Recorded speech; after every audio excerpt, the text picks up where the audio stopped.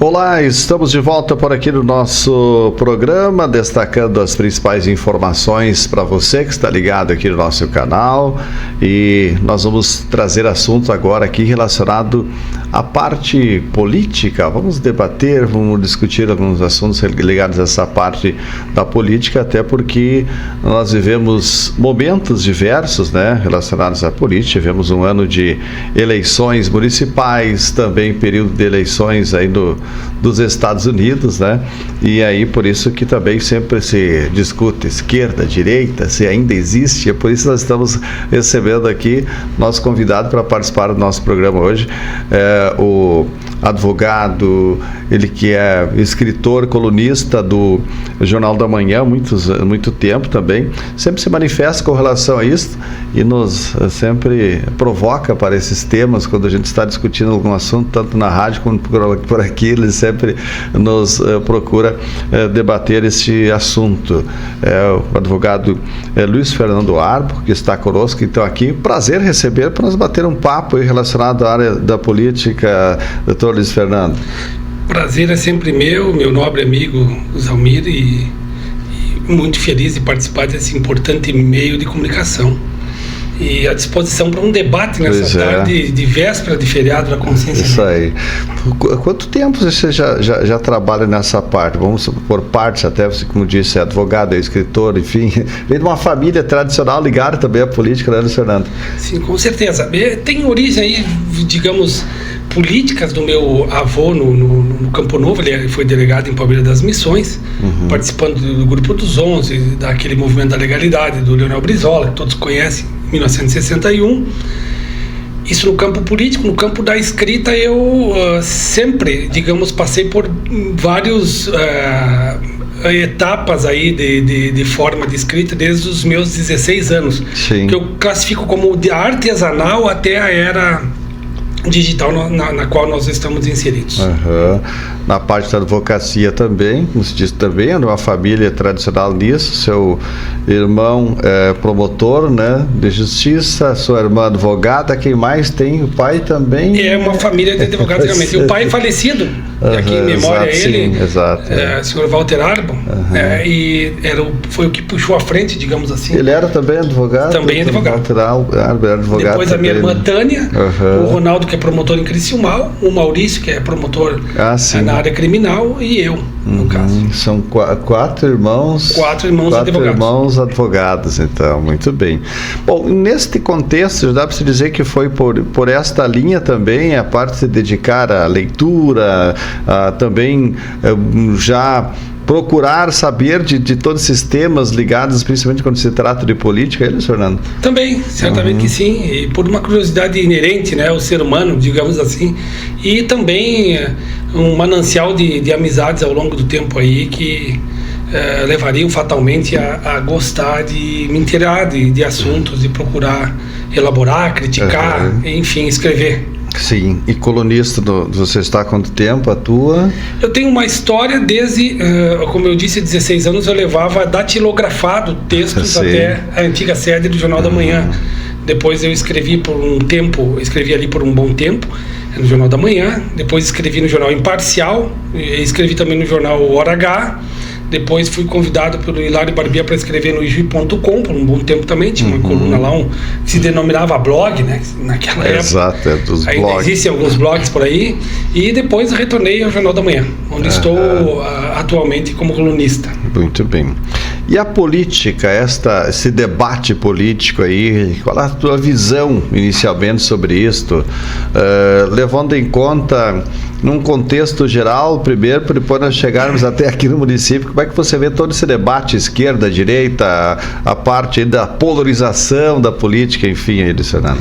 É um tema por demais complexo, né? Obviamente. Que demandaria palestras e mais palestras, teóricos e mais teóricos, escritores e mais escritores, livros e livros, mas em síntese o que eu vejo é a velha forma política da rivalidade, de objetivar o poder, Eu sou uma pessoa que segue muito aquela política tradicional da leitura de ver, por exemplo, Nicolau Maquiavel, como é que é a disputa pelo poder. Ela se mostra muitas vezes com aspectos de que vai para o campo da moralidade, para o campo da ética, mas ela acaba sempre retornando para aquela situação que é propriamente uma disputa de poder e salve-se quem puder e o vale tudo. Né? A gente vê isso nas redes sociais, nós vemos isso na rivalidade que se torna até, que se denomina hoje de discurso de ódio, e isso não é um discurso de direita somente, ou de esquerda somente, mas uma reciprocidade quando se aproxima uma disputa política. Exato. E levando em conta, em nível nacional, na última eleição, que nós tivemos já, nas últimas eleições, podemos dizer, já desde que surgiu Bolsonaro, já digamos que uma parte mais identificado, mesmo como você disse que depende disso, de alguns pontos, né? Mas que dá para você dizer que a partir disso se identificou mais essa parte de esquerda e direita também? Sim. Vou começar no princípio do que eu entendo, claro, desta forma aí. Sim, sim. Ao longo do tempo, aquelas pautas ideológicas, aquela estrutura, né, ideológica que era a razão de ser e uma forma de justificativa de uma forma, de um lado ou de outro, ela foi se desgastando. De modo que hoje nós temos muito de uma representação natural de uma disputa, né? Sim. Você veja, nos Estados Unidos, você teve o Trump, que fez um governo e foi sucedido pelo Biden. Então, o Trump, considerado de direita, não fez um governo tão bom assim na visão da maioria, dentro do aspecto democrático, tanto que perdeu uma eleição. Claro, foi conturbado, alegou que houve fraude, mas são questões que foram dirimidas e, inclusive, ele posteriormente aceitou a derrota. Bom, então você teve problemas ali na administração dele que serviram de razão de ser de uma política que se retroalimenta, que é cíclica. Aqueles problemas não solucionados pela direita, a esquerda se apropria, faz uma propaganda para voltar ao poder. E vice-versa. Eu vejo a política hoje não com essa divisão. Evidentemente que existem umas pautas, tem uma pauta de aborto, tem uma outra temática, direitos sociais, direitos humanos, que entendem como pautas que diferenciam esquerda e direita. Mas eu não vejo isso muito na prática do dia a dia. Explicando aquela lei que se aplica ao macro, ela acaba refletindo no micro, mas sobretudo aquela realidade da cidade na qual você vive, ou das cidades no plural, é que te demonstra se essa política de esquerda e direita é realmente válida, e trouxe aqui alguns argumentos para debater com o amigo. Certo, muito bem. Bom, dentre esses argumentos, que reflexos hoje teriam ou tem a eleição do Trump nesse contexto todo aí também, Luciano? Eu acho que vai predominar o grupo do Trump, é uma obviedade isso, né? E as pautas que ele entende que deverão ser implementadas, e que a população, de uma forma, compreendendo na plenitude ou não compreendendo, porque há um problema aí, a ideia de que as pessoas acham que cada voto é a compreensão daquilo que foi dito pelo líder que representa. Nem sempre é assim, e até acredito que muitos votos não têm essa compreensão, e aqui eu não entro no mérito. Claro. O grupo dele predomina a forma de ser, não vejo como interferência em outras soberanias, ao contrário de alguns teóricos, vai ficar ruim para o Brasil porque tem a esquerda, o Milei vai ganhar porque lá ele apoia o Trump. Eu não vejo desta forma, porque eu entendo que tudo se resume em questão de interesses comerciais, né? E a melhoria da vida para o seu próprio povo, que é talvez uma das maiores promessas que levou o Trump à eleição. Certo. Em termos econômicos, como é que você vê também essa parte da eleição do Trump no momento? Eu vejo que o Trump, em nível internacional, vai fazer um grupo dele, do interesse político, para influenciar vários organismos internacionais que, na visão dele, entende que estava pendendo para uma esquerda. Ele vai tentar, obviamente, colocar o interesse econômico dele. E aqui parece que eu estou batendo na mesma tecla, mas acaba sendo tudo pelo econômico. Vai brigar com o Brasil. Não, mas qual é que é a exportação? Quanto que importa? Quanto é que lucra com o mercado brasileiro? Isso tudo vai sopesar na balança. No critério de guerras, não creio. E teria uma série de pautas, né? Mas, sintetizando rapidamente, na matéria de guerras, eu não creio que vai acabar com a guerra da Ucrânia de uma maneira tão célere como prometeu. Mas, uma vez cortando o orçamento bélico, diminuindo, isso influencia lá na política do Zelensky de resposta à Rússia, através se chama o Putin, para conversar. São questões que eu não vejo muita diferenciação de um presidente de esquerda ou de direita. Né? E sim, há algo que sobrepaira a esquerda e a direita, que é a força do capital internacional e dos interesses internacionais que vão acima disso, de maneira que há livros que dizem que presidentes são meros fantoches, né? Sim. Eles têm um poder limitado até onde entra o poder econômico. Basta ver que o Trump tem como braço direito o cara mais rico do mundo, o homem mais rico do mundo. Sim, exato. Obviamente vai trabalhar, e aqui não estou criticando o Trump, eu não estou sendo isento, vai trabalhar para seus interesses. É o poder, na verdade. Poder econômico e nada mais. O homem mais rico do mundo que você falou, que é o Elon Musk, que teve essa briga também com o nosso grande ministro Alexandre de Moraes recentemente, né, Sim. Bom, agora, ainda nesta linha de política brasileira, até hoje veio à tona mais com relação a essas investigações da Polícia Federal, apontando que o plano para matar o presidente Lula e o vice-geraldo Alckmin foram discutidos na casa do general Braga Neto em 2022, ele que foi o vice de Jair Bolsonaro. Como é que você vê isso, que reflexos também podem ter no próprio Bolsonaro e também nos seus aliados com relação a essas investigações da Polícia Federal? Na condição de advogado, jurista, eu parto já do pressuposto jurídico, né, evidentemente. E existe uma lei, eu trouxe essa lei aqui, para ser citada, 14.197, de 1º de setembro de 2021, que lá estipula os crimes contra o Estado Democrático de Direito, e tem lá assento e descrição desses crimes. Evidentemente, por nós estarmos no Estado Democrático de Direito, a mim cabe apenas comentar os fatos, né? Existe uma investigação severa da Polícia Federal que apura esses fatos numa operação que se denomina de contragolpe. Nós estamos tomando consciência no dia de hoje, de uma maneira mais elaborada sobre o que ocorreu. E falam sim de um golpe que foi orquestrado por militares, a cúpula militar, e também, segundo consta no noticiário em geral, com consciência, né, com conhecimento do ex-presidente Bolsonaro e do seu vice. Então, me resta dizer que eles têm algo complicado pela frente, né? O ministro do Supremo está pedindo aí prisão, já pediu a prisão vocês podem ver no noticiário aí uma lista tem generais, tem tudo partindo de uma investigação, e é curioso isso, é curioso comentar sobre isso. O Cid, ele fez uma delação premiada, e depois, talvez desconfiando dele, fizeram uma devassa no telefone dele com uma tecnologia israelense e conseguiram recuperar arquivos que ele havia excluído, e disso que originou essa situação que nós temos atualmente.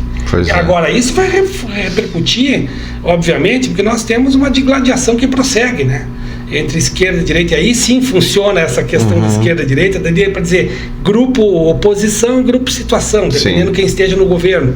Se fosse o Bolsonaro, seria a parte contrária, por óbvio. E ficam debatendo nas redes sociais, a rede social virou uma arena de debate e superdimensionamento das notícias, exageros, fake news, muitas vezes, até discursos de ódio de ambos os lados, que fomenta essa polarização que nós temos aí, um fenômeno novo. Claro que ocorreram situações semelhantes, mas não tão intensas no passado, né, como ocorre atualmente. E esses comentários de redes sociais, muitas vezes as pessoas pensam que a rede social é uma terra sem lei, e você, como advogado, tem a legislação que é muito ampla sobre isso, e é importante também destacar esses aspectos, né, Luciano? Até porque as pessoas ficam comentando, jogando, e até muitas vezes exageram nesses próprios comentários, né? Sim. E que muitos já foram responsabilizados também por isso, né?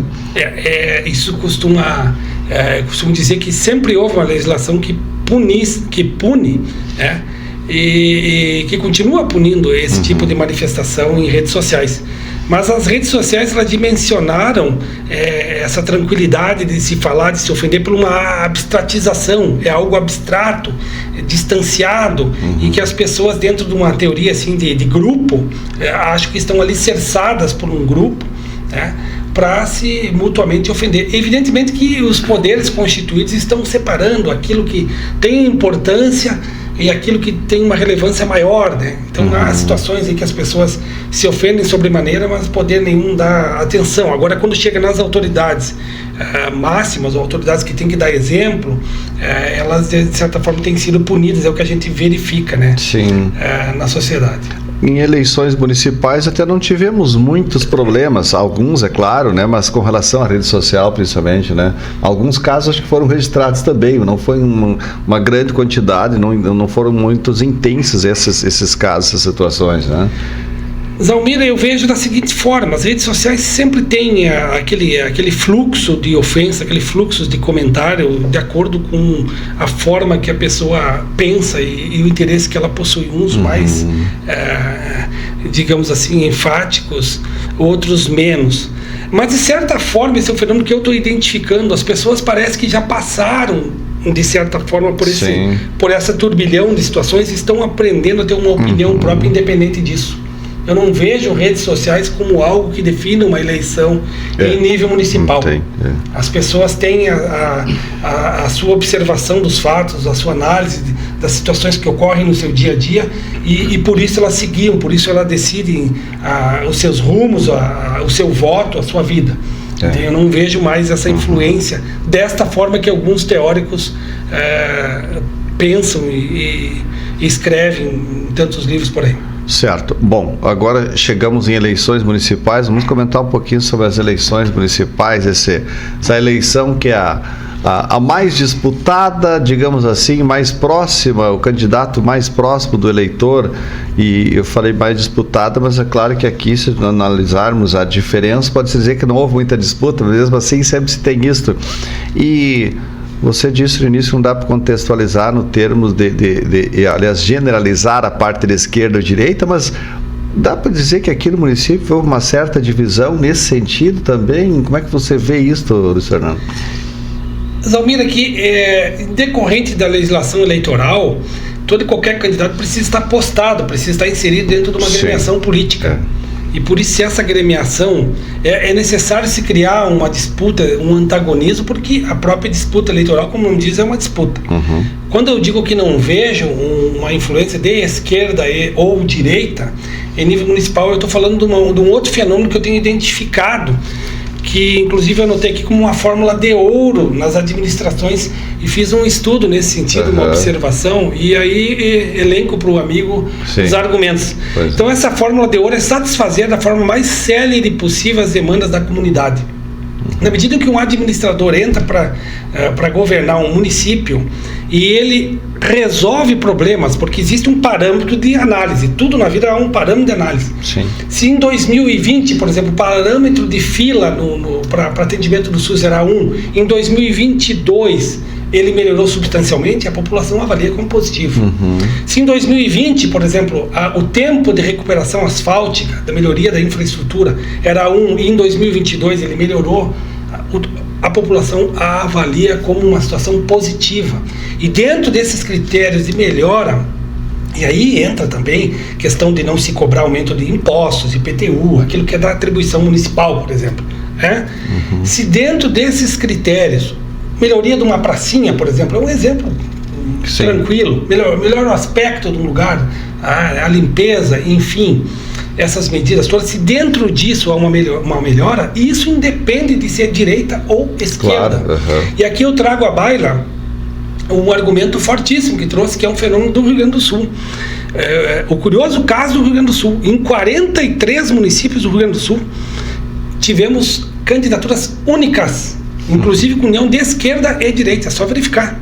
Sendo o maior deles, o menor deles é O maior é Vera Cruz, com 26.700 habitantes, e o menor deles é Engenho Velho, com aproximadamente 1.200 habitantes. Só um candidato, né? Só um candidato apoiado de forma unânime e isento de crítica. Consenso, né? Isento de crítica. Então veja que a comunidade se uniu, independente de direita ou de esquerda, de alguma divergência ideológica que possa dizer que exista, para se fulcrar, para se firmar, para se focar naquela administração que possa resultar em resultados práticos. Eu chamo isso de racionalismo principal, né, de pragmatismo, né? Sim. E racionalismo instrumental, a palavra que eu procurava. Certo. O que se resolve na praticidade da vida do cidadão? De nada adianta uma ideologia, o aborto, isso, aquilo, sou contra, os direitos humanos não se aplica, se lá uma escola está precária, né? Se não entregaram material de qualidade, se não criou um uniforme, por exemplo. Então são iniciativas do administrador que fazem a diferença. Claro. Na verdade, ninguém consegue resolver todos os problemas, né? Nem na nossa casa nós não conseguimos resolver todos os problemas, né, que tem. Então, por isso que até em nível nacional, eu estava observando esses dias, mais de 80% dos prefeitos foram reeleitos, né? Os que eram candidatos, né, foram eleitos, né? Mais de 80%. Então, isso vem em conta que você frisou. A população quer ver resultados. Se os prefeitos, os gestores estão realizando aquilo que a comunidade precisa, que é estrada, que no interior estrada, na cidade são ruas, a parte de esgoto, a parte, enfim, iluminação, né? São os pontos de saúde, educação, né? Então, se os gestores conseguem resolver ou dar condições para a população nesse ponto, é favorável para as pessoas, né? Também que você frisou com relação a esses aspectos aí, né, Luiz? Zalmir, e veja que essa é uma análise micro, né? Na arena do dia a dia da cidade na qual a gente vive. Sim. Também se projeta, evidentemente, que complexidades maiores, claro, que não vamos esgotar todas elas, sim, não tem nem como, mas no nível nacional também ocorre isso. Sim. Se um presidente Lula, por exemplo, termina um governo com gasolina que baixa para R$ 4,50, o custo de vida diminuído, equacionado, e a possibilidade de uma inflação controlada, é impossível vencê-lo. Sim. A história já demonstrou isso no primeiro governo Lula em 2003, né? Que os índices eram absolutamente favoráveis e ganhou a eleição. Agora, se termina a eleição com inflação galopante, descontrolada, gastos públicos cada vez maiores, farra daqui, importante também a questão dos escândalos, né? Escândalo de corrupção que pega aqui, outro ali, se repete, não tomou jeito nesse aspecto. A população dá resposta nas ruas. Tem um ponto também que chama atenção, até esses dias eu estava discutindo com o presidente do Partido Progressista, né, do Estado, porque o PP, por exemplo, que é o partido que fez mais prefeitos aqui na região e no Estado também, foram 164, parece, o número de prefeitos eleitos pelo Partido Progressista, e quando o PP tem chegado no segundo turno, a eleição, o governo do Estado, por que isso? O município é diferente do Estado e do governo federal, Luiz Fernando? Meu avô dizia que são realidades diferentes e o tempo que passa, né? São 2 anos que separam e aí a política é viva e caminha, outros interesses se aglutinam, outros se dissipam, há uma forma de apoio ali, outro que nega aqui, e o ajuste de cargos também faz com que às vezes forças políticas que têm maior número de prefeitos não consigam implementar falta talvez uma liderança mais forte para tentar encabeçar uma candidatura forte ao Estado, né? Exatamente. Nesse ponto. Exatamente. E também, Zalmir, se unir com alguém que tem um histórico, né? Claro, isso. Eu lembro que o Partido Progressista, por exemplo, teve muito tempo o Celso Bernardi, presidente, quase que eterno presidente do partido, e ele sempre era o candidato e não chegava ao segundo turno, né? Nesse ponto, se levar em conta, estou falando do Partido Progressista, né? Agora, nas nossas candidaturas aqui em Ijuí, o que aconteceu com o PDT na sua visão, Luiz Fernando? Ótima temática, de uma análise que certamente é extremamente polêmica. E eu posso responder pela minha análise, obviamente subjetiva e testemunha ocular ao longo dessa história, né? O PDT, primeiro aspecto, ele não teve a competência de formar novos líderes, ele gravitou em torno dos mesmos líderes. E isso, ao longo do tempo, Inclusive é uma teoria que compara o crescimento de um partido a uma estrela. Sim. Ela brilha, se torna bem intensa e depois ela entra em colapso. O partido também, ele cresce, ele se torna intenso e depois ele entra em colapso por disputas internas, por erros, né? Por problemas de administração propriamente dito, e que a população vai observando. E também por aquela questão que, somando tudo isso, você tem uma crítica competente, né? Então são vários fatores que, se conjugados, determinaram a bancarrota, eu diria assim, a decadência que nós estamos vendo daquele que ainda é o maior partido em número de filiados. Sim. Que é o PDT. O primeiro deles eu classificaria como a incapacidade de gerar novas lideranças. Ficou em torno daqueles líderes de sempre e que se revezavam ali. Não estou entrando no mérito se foram administrações boas ou ruins, mas se revezaram e aí foi cansando. Isso também entra numa questão do colapso da prestação desse serviço. A agilidade, a rapidez que se precisa ao longo do tempo vai cansando, vai viciando.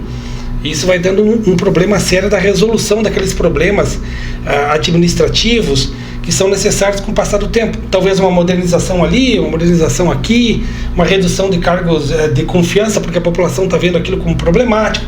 Uma série de fatores que quem é da oposição vai avaliando e contabilizando. E aqui entra a figura do Andrei. Sim, sim. Um abraço para o prefeito eleito, parabéns essa vitória avassaladora aí do Andrei, dentro da competência e daquilo que foi justo do que ele fez, né? Isso a população decidiu, eis a democracia. Quer dizer que nesse contexto você fala, o PP conseguiu fazer ou criar essa nova liderança para ter o Andrei hoje reeleito, prefeito reeleito hoje, com o contrário que o PDT era, digamos assim, protagonista, estava sempre à frente por muitos anos e não conseguiu fazer isso. O PP conseguiu fazer aquilo que o PDT não fez ou não conseguiu realizar, no teu entendimento, Luciano? Também, mas evidentemente que tem um desgaste daquele que está há muito tempo no poder. Claro, exato. Isso na eleição passada era a mudança por mudança, né? Já está há muito tempo, vamos fazer diferença, vamos mudar. E aí surgiu a figura do Andrei como essa nova liderança, né? Porque observe o seguinte, aquelas falhas, porque nenhum governante consegue resolver todos os problemas, isso é ponto passivo. Sim. E aquelas falhas que a população lembra daquele governante que não conseguiu ver os problemas, elas podem ser perdoadas ou não. Sim. Ao longo do tempo. Então, permite-se uma reeleição, suponhamos. Pega um líder, o Balim, o Valdir, foram reeleitos várias vezes. O Balim, o Valdir uma vez, depois veio, no intervalo veio de novo, acho que foi 5 vezes prefeito. Então aquelas falhas, aquelas insuficiências aos olhos do povo, aos olhos da população, né, de prestação de serviços, resolução de problemas, aquilo quando a pessoa se apresenta novamente com um candidato, aquilo se dimensiona e facilita a vida, digamos assim. Aqui não estou tirando o mérito de também ter uma popularidade grande daquele que está concorrendo. Sim. Mas que facilita uma campanha de renovação, facilita. Isso é um fenômeno que ocorre em toda a democracia. Claro. Você nunca viu até o partido PDT, que conseguiu ficar 30 anos no poder, um feito histórico, citado aos 4 cantos aí, 30 anos, isso também foi argumento para derrotar o próprio PDT. O que é uma forma de oxigenação salutar, eu diria salutar dentro da democracia. Que o PT pode-se dizer que cresceu aqui no município com essa eleição, mesmo perdendo com 70% dos votos favoráveis ao prefeito atual e tendo o Beto Noronha como candidato aí pelo lado do Partido dos Trabalhadores? Sabe que eu me relaciono bem com gregos e troianos, né? Tanto com partidos de esquerda como de direita, tenho amizades. Acho que a amizade tem que transcender a questão partidária. Com certeza, acima de qualquer... Tenho um enorme carinho pelo Beto Noronha, e tenho a dizer que a questão do PT ela é mais grave do que essa questão de simplesmente avaliar resultados políticos. O PT tem um estigma político negativo muito grande. A gente percebe isso. E aí eu não entro nos méritos aqui de avaliar como é que isso foi ao longo do tempo, mas eu tenho uma teoria que é bem interessante. E já escrevi num artigo.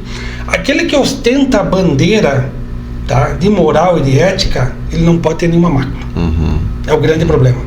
porque daí ele perde credibilidade. Sim. À medida que teve aquele envolvimento, eu também não estou entrando no mérito se ocorreu ou não ocorreu, sei que juízes entenderam o que ocorreu, segundo grau, segunda instância entenderam o que ocorreu, tanto que o Lula foi preso, a gente sabe, são fatos, eu não estou aqui entrando na questão partidária, isso criou uma mácula muito grande. Tem a questão jurídica também, né? Também. Isso criou uma mácula muito grande, que é explorada até hoje em relação ao PT e partidos que se agregam ao PT. E hoje, na eleição de outubro, muitas pessoas, e principalmente ligadas, e eu volto à questão de direita e esquerda, muitas pessoas diziam, né, não voto na esquerda porque eu não voto no PT, principalmente a classe de empresários, eu não voto no PT, eu não voto no partido de esquerda, talvez o Andrei não seja aquele prefeito que fez o que nós esperávamos, mas eu prefiro votar no Andrei para não deixar a esquerda entrar, não deixar o PT ganhar. Nesta linha aí, você entende também que é o que ocorre em função desse desgaste que o PT teve? Certamente. É reflexo de toda uma campanha, todo um remoer de situações negativas, de noticiário, né? De Lava Jato, de desconstrução de Lava Jato, da avaliação da condenação do PT, de casos de corrupção de Petrolão, de Mensalão. E aqui não entram no mérito em si, mas esse noticiário, pegando um partido que tinha ética como bandeira maior, se tu falar com um líder como o Lívio Dutra, ele vai concordar, foi um erro enorme. É um cara sem mácula, o Olívio. E outros partidários do próprio partido consideram que isso é um fator negativo, que como se fosse um estigma que acompanha o partido, sabe-se lá por quanto tempo. Então a resposta é sim. Realmente há o voto, aquele que fugiu, digamos assim, repeliu a aproximação com o PT. Certo. E para se reencontrar tanto PT quanto PDT aqui no município, qual a linha que deve ser tomada? Primeiro passa pela renovação dos quadros, né? Quem vai assumir essa renovação? É uma questão bastante complexa que eu não teria resposta no momento. Vereador Matheus, vereador Busnello, que são as duas lideranças hoje do PDT, que são eleitos, digamos assim. Creio que o Matheus e o Busnello crescerão dentro do partido, se assim for, da inteligência dos que pensam dentro do partido. Há que se fazer uma renovação, porque o que se demonstrou até agora demonstra que este caminho é um caminho errado. Então, o primeiro ponto. Essa renovação, obviamente, vai passar dentro daquela questão cíclica da política, né?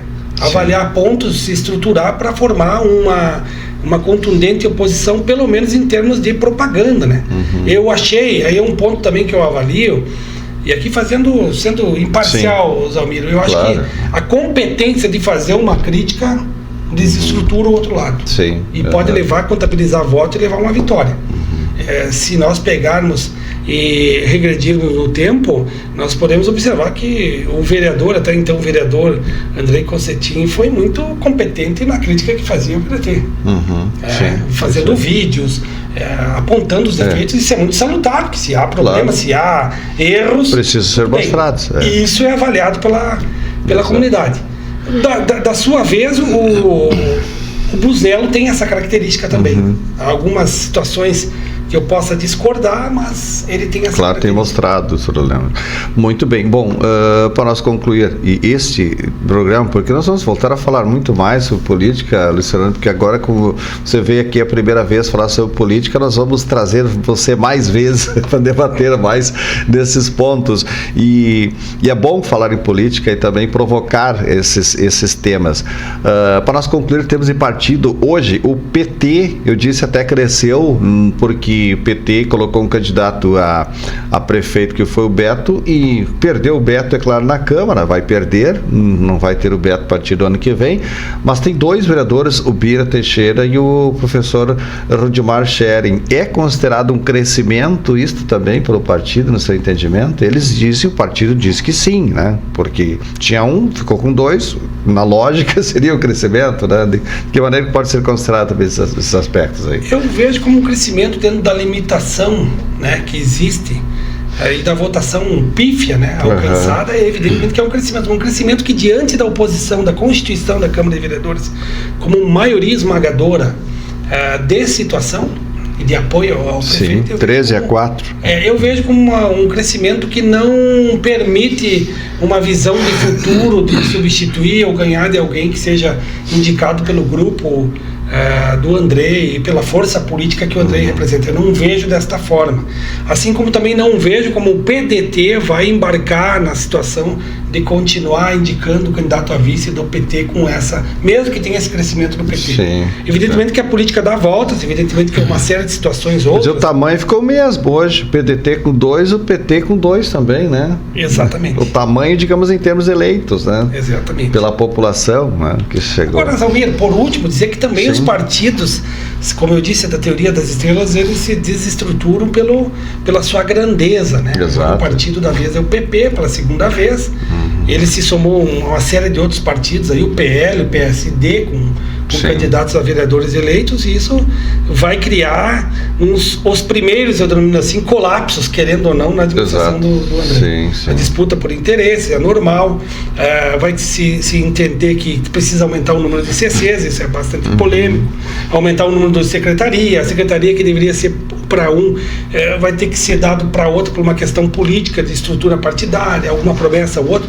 Essas são cenas que a gente vê em todo e qualquer partido que cresce. Isso aí. E disso daí, ao longo do tempo, que se faz aquela reviravolta da democracia. Claro, isso aí. Tá certo, Luiz Fernando. Obrigado por estar aqui conosco. Como disse, vamos trazer aí você mais vezes para nós discutir, para nós debater esses assuntos ligados à política, que é muito bom falar isso. Tem gente que diz que não gosta de política, mas a política faz parte do nosso dia a dia, né? Faz parte do nosso dia a dia. Zalmir, foi um privilégio, agradeço de coração e poder estar aí dialogando vários assuntos. E muito obrigado mesmo, e fico à disposição. Ok. Obrigado, então. Advogado Luiz Fernando Arbo aqui conosco, falando sobre política hoje, debatendo os assuntos interessantes relacionados à política.